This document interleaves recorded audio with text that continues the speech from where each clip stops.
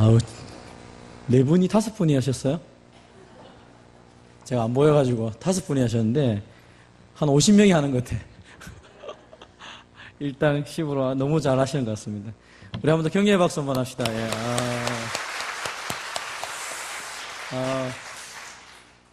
교회가 그 힘을 내는 것 중에 하나가 뭐냐면 이제 아이들이 많이 있고 또 어른들이 자리를 지켜주시고 일할 수 있는 사람들이 교회 안에서 자기 일을 할 때 교회는 행복한 것 같습니다. 사실은 시간을 지나면서 여기저기 많은 사람들을 만나보지만 교회가 어려움을 당하기 시작하면 신앙생활도 재미가 없고 삶에 있어서 아무것도 좀 의미가 없는 삶을 사는 것처럼 이렇게 하는 분들이 많이 계십니다. 저는 우리 교회가 참 좋고 또 우리 모든 각자 자신의 일들을 잘 감당해 주셔서 감사드리고 특별히 또 아름다운 찬송으로 방금 찬양을 해 주셔서 너무 감사드립니다. 우리에게 주어진 모든 것들 하나님께 잘 드려서 잘 섬겨갈 수 있는 우리 공동체가 되기를 바랍니다. 사람 한 번 인사합시다. 당신을 보니 살맛이 납니다. 예, 오늘 본문의 말씀을 가지고 성령님을 따라 행하라 라는 제목으로 함께 말씀을 하겠습니다. 한번 따라해 봅시다. 성령님을 따라 행하라. 우리는 지난번에 성령님을 따라 어떻게 행할지에 대해서 함께 나눈 적이 있습니다. 성도는 매일 자기의 영적 신분을 주장하고 살아야 된다고 그랬죠. 성령 안에서 내가 새롭게 태어났는데도 불구하고 많은 사람들이 옛 본성 때문에 그렇게 희미하게 살아가는 사람들이 많다고 그랬습니다. 내가 예수님 때문에 이제 새 생명을 가지고 있는 그리스도인임에도 불구하고 옛 사람, 옛 성품에 의해서 옛날처럼 행동하고 아직도 매 순간순간마다 유혹에 지는 경우가 많이 있다는 것입니다. 그때 제일 중요한 것은 내가 누구냐라는 것을 명확하게 아는 것이 중요하다는 것입니다. 저와 여러분이 거룩한 하나님의 자녀인 것을 믿고 확신하시기를 바랍니다. 그리고 우리가 그럼에도 불구하고 우리를 향하여 공격하고 있는 존재가 있다는 사실을 우리가 또 한번 기억해야 됩니다. 여러분, 사탄은 우리를 속이고 우리를 넘어뜨리게 하기 위해서 온갖 것을 다 합니다. 이전에는 사탄의 종이었기 때문에 사탄이 우리를 건드리지 않습니다. 왜요? 말 안 해도 따라오니까요. 그런데 내가 예수님을 믿고 내 인생의 주인이 바뀌고 내가 하나님 백성으로 하나님의 자녀로 살아가려고 하면 이 사탄이 우리를 향해서 끊임없이 공격하기 시작합니다. 그래서 우리로 하여금 하나님의 백성으로 하나님의 자녀로 살지 못하도록 자꾸 속이고 또 옛날에 있었던 나의 옛 습관을 가지고 나로 하여금 자꾸 괴롭히는 일들이 있다는 것입니다. 그래서 우리는 매 순간순간마다 기억할 것은 나는 하나님의 자녀이고 그리고 하나님이 나를 보호하시고 지켜주시고 내 안에 성령님이 계시다는 이 확신을 가지고 있을 뿐 아니라 또한 나에게 끊임없이 나를 속이기 위해서 공격하는 사탄이 있다는 사실을 기억하면서 우리가 이 모든 삶 속에서 이미 승리자이신 예수님과 더불어 사탄에 속지 않고 이기는 삶을 살아가는 저와 여러분이 되시기를 바랍니다. 사람들이 종종 질문을 합니다. 목사님, 어떻게 하면 날마다 성령 충만한 모습으로 살아갈 수 있습니까? 성령 충만하게 살았으면 좋겠는데 어떻게 하면 좋습니까? 방법을 가르쳐 주십시오라고 말하는 분들이 있습니다. 그런데 성령 충만하다는 것, 성령 안에 살아가는 것은 어떤 방식이나 어떤 등식이 있는 것이 아닙니다. 이렇게 하면 이렇게 됩니다. 1 더하기 1은 2가 되는 것처럼 당신이 이렇게 하면 이렇게 될 것입니다 라고 하는 것이 사실은 별로 없는 것 같습니다. 기본적으로 우리가 성령님을 사모하고 죄를 회개하는 이것은 말할 것도 없지만 그러나 매 순간순간마다 성령 충만하게 살아갈 수 있는 방법이 뭘까? 사실은 각자에게 약간 다르게 있고 아주 신비적으로 성령 안에 우리 가운데 역사하는 것입니다. 왜냐하면 그래서 어떤 그 규칙을 가지고 살아가는 게 아니라 사실은 날마다 성령 하나님과 교제함을 통하여 관계를 가지고 살아가는 것이 필요한 것이죠. 예를 들어 가장 쉬운 것을 얘기하면 기도도 마찬가지 아닙니까? 여러분, 기도를 한다, 하나님께 기도한다 할 때 기도의 방법 우리가 많이 가르칩니다. 한번 해볼까요? 한번 따라해 봅시다. 하나님 아버지 감사합니다. 용서해 주세요. 주세요. 예수님의 이름으로 기도합니다. 아멘. 제가 이걸 가르쳐 주니까 한 교회 청년이 이런 얘기를 했어요. 목사님, 기도가 그렇게 쉬운 줄 이제 알았어요. 이렇게 얘기하더라고요. 그래서 제가 말했어요. 이거는 기도의 공식이라고 생각하지 말고 규칙은 생각될 수 있다. 하지만 이거는 처음 배울 때 시작하는 것이지 이게 전부는 아니다라고 얘기했습니다. 그러면서 제가 저희 어머니 기도한 이야기를 했습니다. 저희 어머니에게 이 5가지를 가르치니까 어머니가 기도를 못하게 했다고 하시더라고요. 너무 어렵다고. 어떻게 하나님 아버지 감사합니다, 용서해 주세요, 주세요를 어떻게 그렇게 하나님 앞에 말을 하면서 기도를 할 수 있느냐. 나 못하겠다 하더라고요. 그럼 어떻게 하시겠습니까? 그래서 내가 고민을 많이 했죠. 그래서 어머니에게 이랬겠죠. 어머니 앞뒤만 붙이세요. 이렇게 했어요. 그래서 하나님 부르시고 하고 싶은 얘기 딱 하시고 예수님의 이름으로 기도합니다. 이렇게 하시면 됩니다. 하니까 기도를 잘 하시더라고요. 요즘에도 제가 집에 가면 어머니 식당에 식탁을 차려놓고 기도를 하시죠. 하나님 아버지, 우리 첫째 어떻게 해주시고, 아이고 또 우리 목사님도 오셨는데, 아이고 우리 사모님도 계시고, 우리 아이도 계시고, 아이도 있고, 하나님 이거 뭐 이렇게 해주세요. 뭐 이렇게 얘기하세요. 기도를 얼마나 편하게 하시는지 모르겠어요. 공식이 아니라 하나님과의 관계를 가지고 하나님께 그냥 이야기하는 거잖아요. 제가 제일 어려운 사람이 어떤 사람일까요? 공식적으로 저에게 찾아오는 사람하고 얘기하면 힘이 듭니다. 왜요? 격식을 차려야 되고 격식을 가지고 얘기하기 시작하면요 속에 있는 얘기를 못 하잖아요. 그런데 어떤 사람이 제일 편합니까? 아이고 목사님 지나가다 들렸는데 뭐 이렇게 편안하게 얘기하고요. 아이고 목사님 오늘 뭐 커피라도 한잔 하시죠. 제가 사왔는데 하면서 이렇게 하면 편안하잖아요. 이야기하는 게. 하나님하고도 마찬가지라는 것이죠. 성령님과 동행하는 것도 마찬가지입니다. 어떤 규칙, 틀에 얽매여가지고 막 가는 것이 아니라 관계죠, 관계. 그래서 매 순간순간마다 하나님 앞에 이야기를 하고 하나님 내가 이런 성편에 있는데 어떻게 할까요? 도와주십시오 하며 관계를 가져가는 것입니다. 그러나 제가 이렇게 얘기하니까 어떤 사람이 아이고 그러면 쉽네요. 하나님하고 그럼 성령님과 동행하는 거 내 마음대로 하면 되겠네요. 그건 아니라는 것입니다. 한번 따라해 봅시다. 성령을 따라 행하는 것은 무절제하고 훈련되지 않는 자유가 아닙니다. 방종하는 것은 아니라는 것이죠. 그럼 친한 사람일수록 뭘 잘해야 돼요? 지킬 걸 잘 지켜야 되죠. 친한 사람인데 선을 딱 넘어가 버리면 어떻게 됩니까? 끊어집니다. 관계가 끊어집니다. 친한 사람일수록 그 선을 잘 지킵니다. 넘어야 될지 말아야 될지를 잘 지키며 하는 것이죠. 하나님하고의 관계도 마찬가지입니다. 어떤 사람이 말합니다. 하나님은 죄가 많은 곳에 은혜가 있다 하더라. 그럼 내가 죄를 더 많이 지으면 되겠네. 그럼 하나님 은혜가 많겠네. 이렇게 말하고 사는 사람들이 있다는 것입니다. 그럴 수 없다는 것입니다. 하나님하고 함께 하는데 어떻게 내가 죄 가운데 살아갈 수 있냐는 것이죠. 그런 것이 아니라는 것이죠. 여러분 우리가 하나님 우리에게 자유를 주신 건 뭡니까? 자유를 주셨기 때문에 다시는 죄의 종의 멍에를 매지 말고 그리스도 안에서 자유롭게 살아가라고 말씀하시는 것입니다. 하나님이 우리를 보호하고 계심을 믿고 내게 주신 하나님 말씀을 가지고 하나님의 말씀을 따라 자유롭게 살아가는 것이 바로 성령 안에서 살아가는 첫 번째 행동인 것입니다. 저와 여러분이 하나님의 말씀을 붙잡고 하나님과 교제하며 살아가시기를 바랍니다. 그렇다고 해서 율법주의는 아닙니다. 한번 따라해 봅시다. 성령을 따라 행하는 것은 율법주의가 아닙니다.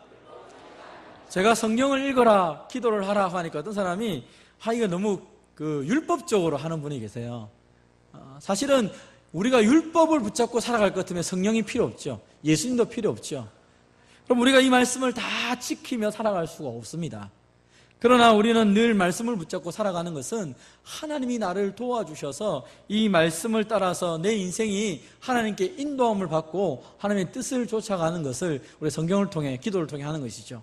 그런데 이 모든 것들을 마치 율법처럼 율법을 어기게 되면 지옥 가고 율법을 어기면 인생이 망하고 하는 것처럼 생각하는 사람들이 있더라는 것입니다. 여러분 율법이 하는 것은 사실은 죽이는 것이고 성령이 우리를 살리는 것이죠. 그래서 이 말씀 자체가 나쁜 것은 아니지만 이 말씀을 성령 하나님의 말씀을 붙잡고 살아갈 때 우리에게 은혜가 있는 것입니다. 우리가 말씀을 지키며 살아가는 것은 무엇 때문입니까? 하나님의 백성이기 때문에 하는 것이지 이 말씀 자체가 이거 뭐 살인하지 말라, 간음하지 말라, 거짓 증거하지 말라 이 말씀 자체만 지킨다고 해서 내 인생이 변화되는 것은 아니라는 것입니다. 그래서 오늘 저와 여러분이 하나님의 말씀을 붙잡고 살아가는 하나님의 사람들이 되기를 바랍니다. 그래서 우리의 행위는 종교 행위가 아닙니다. 종교 행위는 관계가 없는 것을 억지로 하는 것을 가리켜 종교행위라 말합니다. 하나님께 나와 예배드립니다. 그 하나님이 내 아버지라는 것을 믿지 않고 그냥 복받기 위해서 이 자리에 나왔다면 어쩌면 종교행위가 될 수 있습니다. 하나님이 내 아버지시고 그 아버지 하나님 앞에 아들로서 딸로서 하나님께 나아가는 것이, 그것이 믿음 있는 행동이요, 그것이 바로 신앙이라는 것입니다. 사랑하는 성도 여러분, 기도를 하고 말씀을 읽고 교회에 참석하고 새벽기도 오고 수요일 날 오고 또 내가 구행예배도 가고 모든 일을 하는 모든 것들이 하나님과의 관계와 성도의 교제로 이루어지는 은혜의 행위가 돼야지, 이것이 이거 안 하면 벌 받고 저거 안 하면 벌 받고 그렇게 생각을 하면 되지 않는 것입니다. 지난번에 어떤 수련회를 갔는데 학생들이, 저에게 청년들이 질문을 했습니다. 목사님, 헌금을 해야 복을 받습니까? 질문을 했습니다. 여러분, 헌금을 해야 복을 받습니까? 사실은 성경에서 헌금에 대한 개념이 무엇입니까? 감사를 표현하는 것이죠. 내가 하나님의 은혜에 감사하여서 하나님께 드리는 것이지, 이거 안 주면 이거 복채처럼 내가 오늘도 하나님께 복 받아서 복채로 드린다 하면서 하나님께 드리는 복채가 아니란 말입니다. 종교 행위는 그런 것입니다. 기도도 마찬가지죠. 내가 새벽기도 꼭 참석하는 이유가 뭡니까? 새벽기도 참석 안 하면 하나님께 벌 받을까 싶어가지고 오는 것, 그건 종교 행위입니다. 그러나 내가 첫 시간을 하나님과 보내기를 원하고 하나님의 은혜를 사모하여서 새벽기도 나오는 것은, 그것은 하나님 앞에서 드리는 성도의 삶의 모습이죠. 우리는 종교 행위로 살아가는 인생이 아닙니다. 사랑하는 성도 여러분, 철저하게 율법이 아니라 하나님 주신 은혜 안에서 자유롭게 살아가는 저와 여러분 되시기를 바랍니다. 그래서 성령을 따라 행한다는 것은 자유 가운데 사는 것을 의미하는 것입니다. 한번 읽어보겠습니다. 시작. 주는 영이시니 주의 영이 계신 곳에는 자유가 있느니라. 아멘. 성령 하나님을 통하여서 우리 인생은 참된 자유를 쫓아가는 것입니다. 방종이 아니라, 자유라는 것 자체는 법이 있어야 되고 그 법을 따라서 그 안에서 자유를 갖는 것이죠. 여러분, 그래서 읽어봅시다. 시작. 주님을 기다리고 주님과 함께 보조를 맞춰 걸어가는 것입니다. 어떤 사람은 자유가 있다, 하나님께 온전한 삶을 살자, 이렇게 하면 아무것도 안 하고 기다리는 사람이 있습니다. 하나님이 은혜 주시면 내 인생이 바뀔 건데 은혜 주실 때까지 기다려야지 뭘 할 거야, 아무것도 안 하고 앉아있는 사람이 있습니다. 또 반대로 어떤 사람은 너무 열심히 일하는 사람이 있습니다. 왜 그렇게 하십니까? 내가 이거 안 하면 하나님이 나한테 복 안 줄 것 같아가지고, 나는 식당 봉사도 해야 되고 차량 운행도 해야 되고 교회도 와야 되고 교사도 해야 되고 성가대도 해야 되고. 왜 합니까? 그렇게 해야 하나님 복 주니까. 그게 아니라는 것입니다. 물론 성가대를 하고 교사를 하고 식당 봉사를 하고 차량 운행을 하고 교회를 섬기면 하나님이 주신 은혜가 있습니다. 그러나 그것이 목적이 되면 안 된다는 것이죠.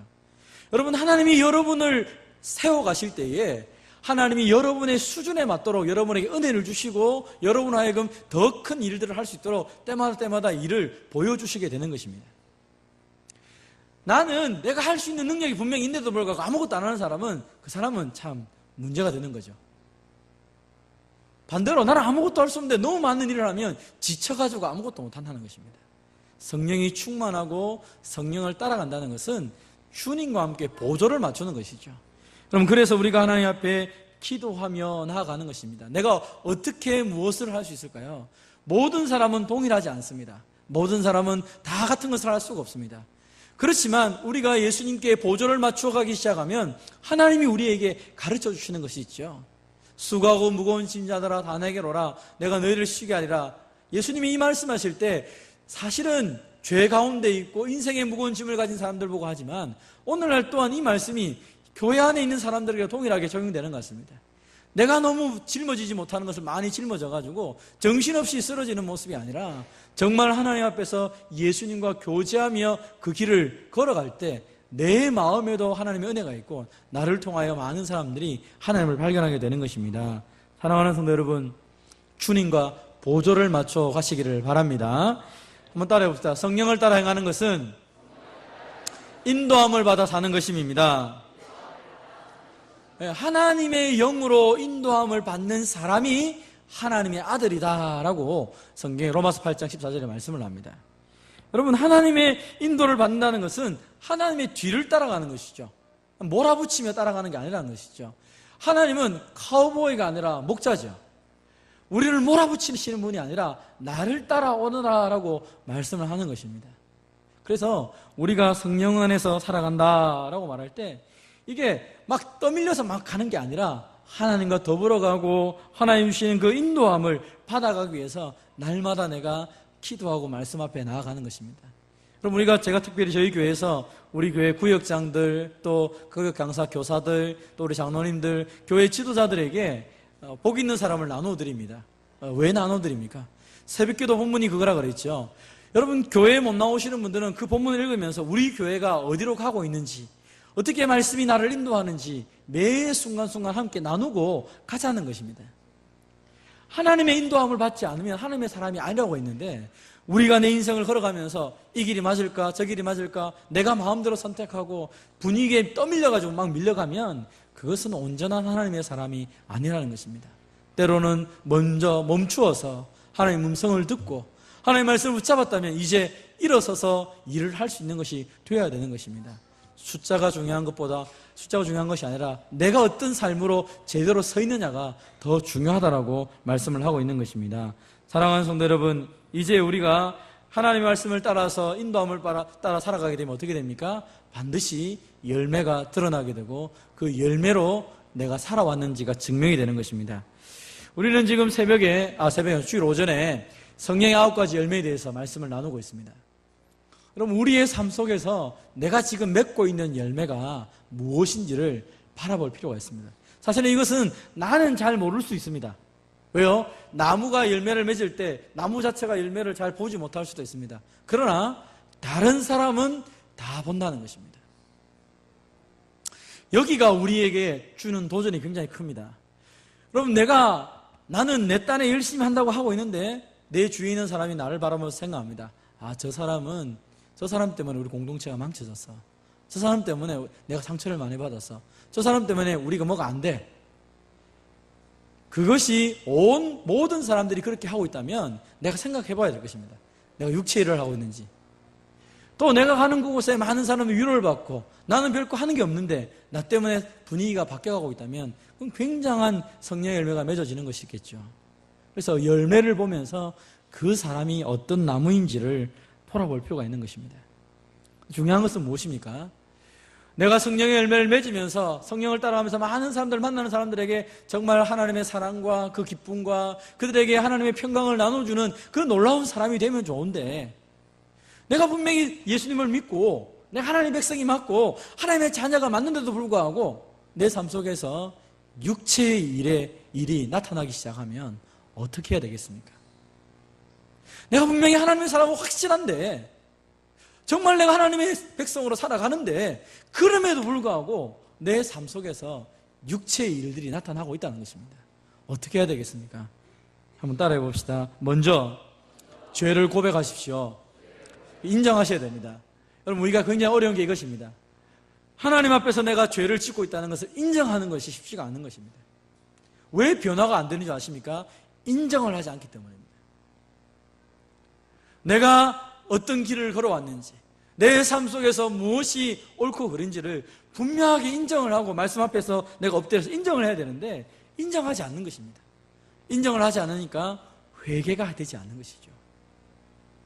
하나님 말씀 앞에 내 삶이 비춰지면, 하나님, 내가 정말 이렇게 살아야 되는데 내가 이렇게 살지 못했습니다. 도와주십시오. 하나님께 구하는 것이죠. 여러분, 천주교가 이 고백의 이야기를 고해성사라는 것을 가지고 신부가 하기 시작했습니다. 여러분, 그러니까 신부 앞에 가서 죄를 막 다 고백합니다. 그러면 신부가 그 사죄의 증거로 행동을 바꿀 것을 요구합니다. 그러면 거기에 따라서 행동을 하기 시작합니다. 헌금을 내든지, 노력 봉사를 하든지, 아니면 뭘 하든지 신부가 하라는 대로 하는 것이죠. 그 자체가 뭡니까? 내가 죄인인 것을 고백한다는 것이죠. 여러분, 그런데 하나님은 우리에게 어떤 사람에게 가서 이것을 하라는 것이 아니라 하나님 앞에 먼저 엎드리라는 것이죠. 하나님 앞에. 저한테 안 오셔야 됩니다. 하나님 앞에 엎드려서 여러분의 모습을 놓고 기도하는 것이죠.